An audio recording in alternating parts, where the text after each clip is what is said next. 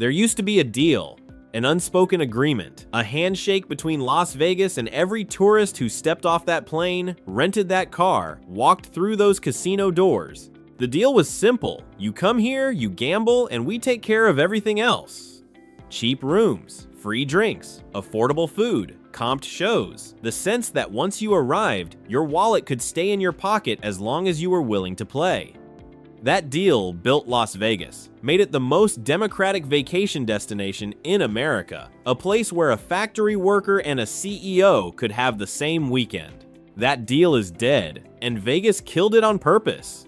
Today I'm showing you the death of all-inclusive Vegas. Not the slow fade of changing times, not the natural evolution of a maturing market, the deliberate, systematic dismantling of every element that made Vegas feel like Vegas. The buffets, gone or unaffordable. The free drinks, replaced by apps and algorithms. The cheap rooms, tripled in price with hidden fees stacked on top. The comps, gutted into meaninglessness. One by one, piece by piece, until nothing remained but a hollowed-out simulation charging premium prices for a degraded experience. This isn't nostalgia, this is autopsy. If you're new here, I expose what's really happening behind the neon. The decisions that traded 70 years of goodwill for short-term extraction. The choices that turned a generous city into a greedy one. Hit subscribe, turn on notifications, because understanding what Vegas took away is the only way to understand why it doesn't feel worth it anymore. Let me show you what all-inclusive Vegas actually was. Not the myth, not the marketing, not the rose-tinted memory of trips you took 20 years ago. The actual economic deal that made this city work for 70 years, and why the casinos looked at that deal, the deal that built everything and decided to tear it up. The all-inclusive model was elegant, simple, brutal in its effectiveness. The casino made money one way, gambling, the house edge, the mathematical certainty that over time, the money flows from your pocket to theirs. Everything else, everything existed to serve that goal. Cheap rooms got you to the property. $49 a night, sometimes $29, sometimes free if you'd played enough on your last trip. The room wasn't supposed to make money. The room was bait. Free drinks kept you at the machines, at the tables, loose, happy, losing track of time and money. A drunk gambler is a generous gambler. The drinks weren't charity, they were investment. Affordable buffets kept you on site. $15 for all-you-can-eat prime rib. Why leave the property when you can stuff yourself and waddle back to the casino floor? Every hour you stayed was another hour you might gamble. Comp shows rewarded loyalty. Play enough and the entertainment was free. Another reason to come back. Another relationship built. The gambling subsidized everything. A tourist paid $49 for a room and lost $300 at the slots. The casino made $250 on that transaction. The cheap room paid for itself 10 times over. A tourist drank free vodka tonics for 6 hours and lost $500 at blackjack. The $20 in alcohol cost was the best investment the casino ever made. A tourist ate at the $15 buffet and then played craps until 2 a.m. The food was a loss leader that generated hundreds in gaming revenue. Every cheap thing funneled money toward gambling. Every generous gesture paid for itself in losses at the tables. It was a loss leader ecosystem, and it worked. For 70 years it worked. But then the casinos looked at all these loss leaders, the cheap rooms, the free drinks, the affordable buffets, the generous comps, and asked a dangerous question. What if we made them profitable too? What if the rooms made money and the gambling made money? What if we charged for drinks and kept the gaming revenue? What if the buffet was a profit center instead of a loss leader? What if we could have it all? That question, that greedy, short-sighted, ultimately catastrophic question is what killed all-inclusive Vegas. But all-inclusive Vegas wasn't just economics, it was a feeling. The feeling that once you arrived, you were taken care of. That the city wanted you there. That you mattered not as a number on a spreadsheet, but as a guest. The cocktail waitress appearing at your slot machine every 15 minutes, remembering your drink from yesterday. The usual honey. The pit boss nodding when you sat down at your regular table. The dealer who knew your name. The host who called before your birthday to offer a comped room. The buffet line where you stood next to strangers who became friends by the time you reached the crab legs. sharing tips about which casino had the best odds, comparing jackpot stories, feeling like you were part of something, the sense that Vegas was giving you something, not just taking. That feeling is what made people come back. 3 times a year, 4 times a year, decade after decade, what made them tell their friends? What made them plan their vacations around Vegas instead of anywhere else? That feeling is what made Vegas feel like Vegas. And then, piece by piece, the casinos started taking it away. Not all at once, not with an announcement. Gradually, quietly, testing how much they could remove before anyone noticed, how much generosity they could extract before the complaints outweighed the savings. Turns out they could remove almost everything. And they did. The all-inclusive deal that built Las Vegas, the cheap rooms, free drinks, affordable food, generous comps, it's been systematically dismantled. Every piece of that ecosystem stripped away, every gesture of generosity replaced with extraction, every element that made tourists feel valued, eliminated in favor of profit margins. The casinos didn't just raise prices, they broke a promise. A 70-year promise, an unspoken contract with every tourist who ever dreamed of Vegas. The deal that defined what this city was, gone, replaced by something that costs more, delivers less, and feels nothing like what Vegas used to be. And now they're discovering something the spreadsheets didn't predict. Without the promise, there's no reason to come. Without the deal, Vegas is just an expensive city in a desert with some slot machines. Let me show you exactly what they killed. Element by element, death by death. Let's do the autopsy. Let's examine each piece of all-inclusive Vegas and document exactly how it died, when, why, what replaced it. Because this wasn't natural causes, this wasn't the market changing, this wasn't evolution. This was execution, deliberate, systematic, one element at a time. Start with the buffet, the symbol of all-inclusive Vegas. Picture it, the line stretching past the slot machines, the anticipation building as you got closer, the moment you grabbed that warm plate and saw the spread in front of you. Prime rib carved to order, crab legs piled in mountains, shrimp cocktail, made to order omelets, desserts that went on forever. All you can eat, one price, $15, maybe $20 for the Sunday champagne brunch. It wasn't fine dining, nobody pretended it was. It was abundance, it was excess. It was the physical manifestation of Vegas generosity more than you could possibly consume, available to anyone who walked through the door. Now, half the buffets on the Strip are closed, permanently. The pandemic gave them the excuse, but they were looking for a reason. The Mirage Buffet gone with the property. Rio's Carnival Buffet closed. Luxor closed. Excalibur closed. One by one, the affordable options disappeared. The buffets that survived, they're unrecognizable.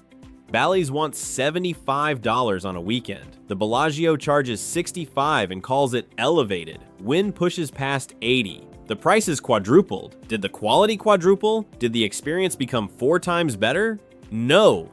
The crab legs are still crab legs. The prime rib is still prime rib. They just cost 4 times as much. The buffet didn't evolve. It was executed. Replaced by celebrity restaurants charging $200 for a tasting menu. Replaced by food halls where a burger costs $22. Replaced by the message that abundance is no longer on the menu.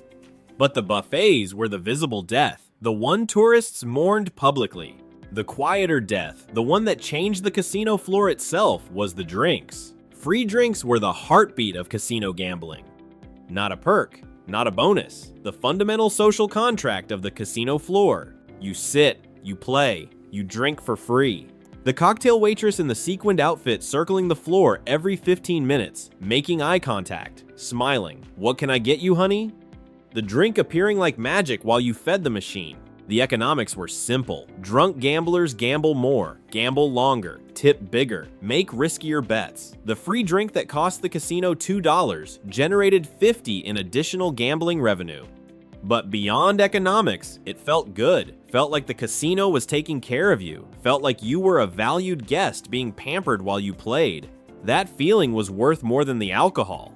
Now, the cocktail waitresses are ghosts. Walk a casino floor today, count how many you see, count how long it takes for one to appear. 45 minutes, an hour, sometimes never.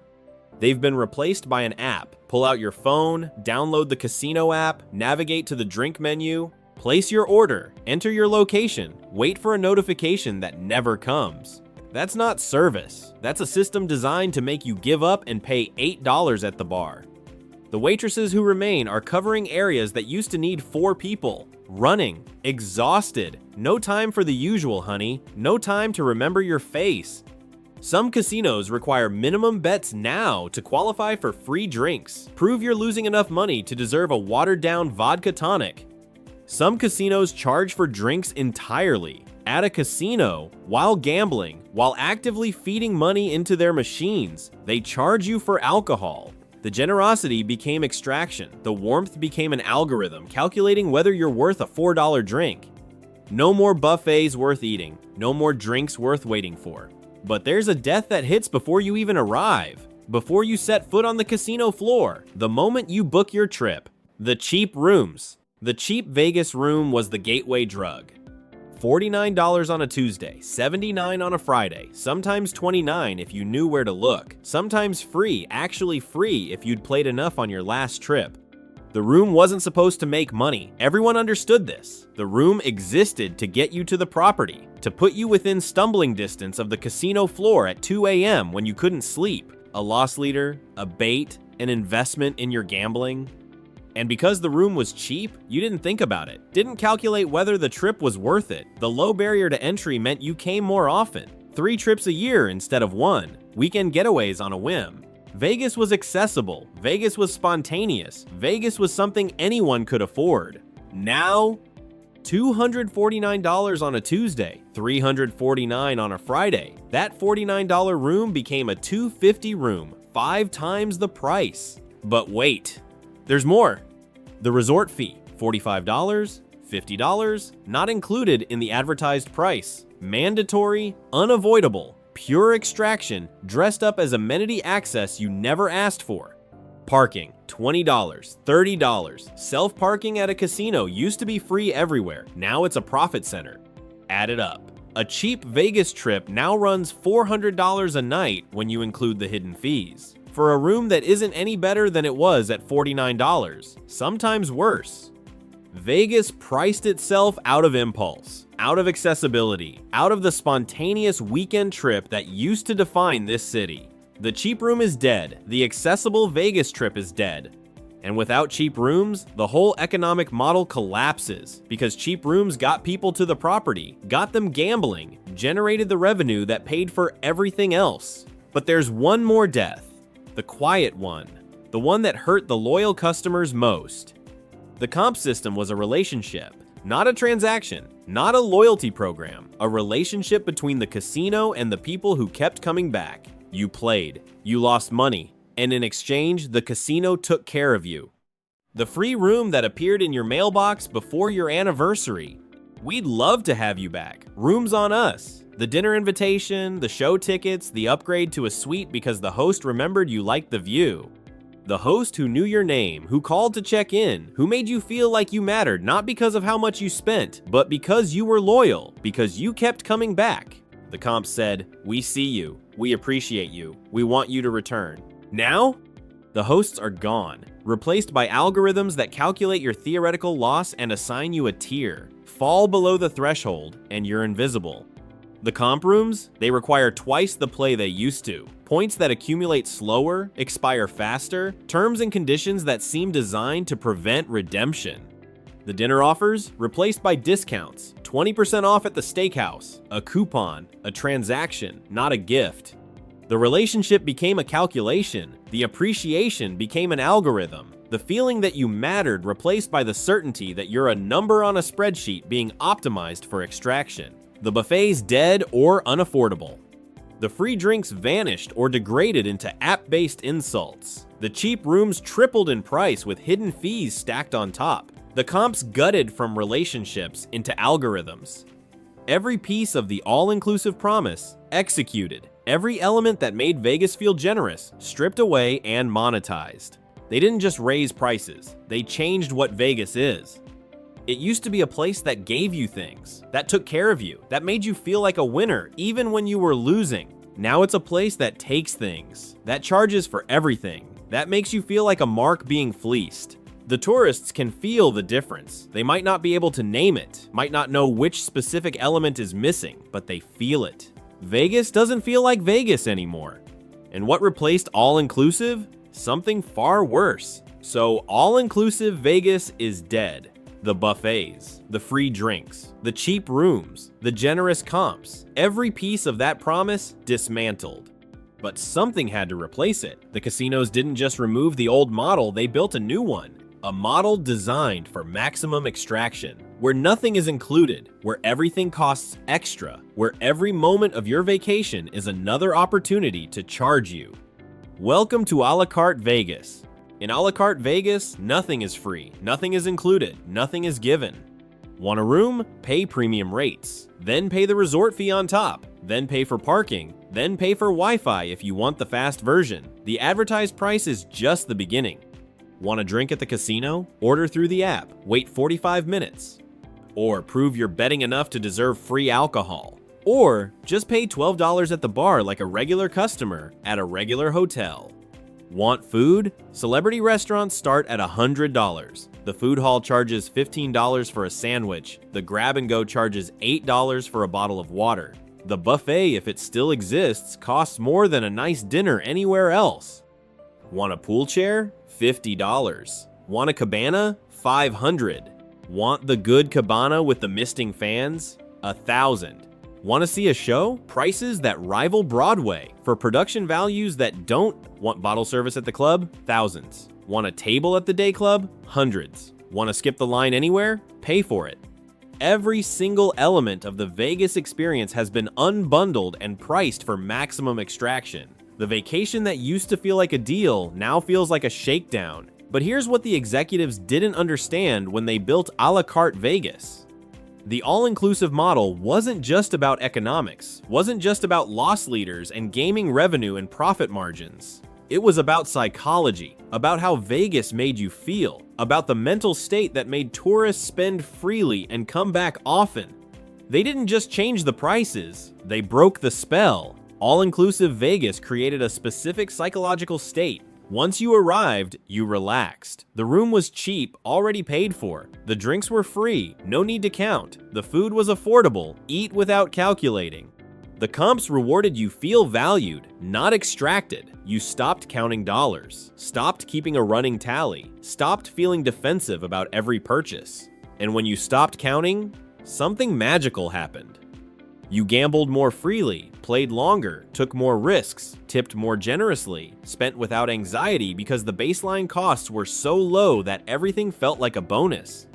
The generosity unlocked generosity. The abundance created abundance. The feeling of being taken care of made you willing to lose money at the tables without resentment. A la carte Vegas creates the opposite state. Every interaction reminds you you're being charged. The resort fee at check-in, the parking fee at the garage, the drink price at the bar, the pool chair you have to rent. You're constantly calculating, constantly defensive, constantly aware that the casino is trying to extract every dollar it can from every moment of your stay. You're not relaxed, you're guarded. And guarded tourists behave differently than relaxed tourists. Guarded tourists don't gamble freely. They set strict limits and stick to them. They watch the clock. They leave when they plan to leave instead of staying just one more hour. Guarded tourists don't stay as long. Why linger when every hour costs money? Why extend the trip when the baseline is so expensive? Guarded tourists don't come back as often. The memory of being nickel and dimed doesn't inspire repeat visits. The casinos thought they were being smart, monetizing everything, optimizing revenue, but they broke the spell, and the spell was the whole point. Here's the tragic irony. They dismantled all-inclusive Vegas to make more money, to turn loss leaders into profit centers, to extract revenue from rooms and gambling and food and drinks and parking and everything else. And yes, in the short term, the numbers went up. Higher room rates, new fee categories, more revenue per transaction. But the tourists who came for all-inclusive Vegas, they stopped coming. They found gambling cruises, $5 tables, and free buffets floating to Mexico and back. They found tribal casinos, lower minimums, better comps, staff who remember their names. They found regional casinos in Louisiana and Mississippi and Oklahoma, properties that copied the old Vegas model, the model Vegas abandoned. And the tourists, who still come to a la carte Vegas, they spend more on rooms and food and fees, but they gamble less. They stay shorter, return less often, tell their friends it's not worth it anymore. Gaming revenue per visitor is declining, even as prices climb, even as extraction intensifies. The casinos are squeezing harder and getting less juice. They broke the ecosystem that made the extraction possible, killed the goose that laid the golden eggs, burned down the forest to sell the timber. Pick your metaphor. The result is the same. All-inclusive Vegas-generated tourists who gambled freely, stayed long, came back often, and told their friends to visit. A la carte Vegas generates tourists who feel ripped off, leave early, don't return, and warn others away.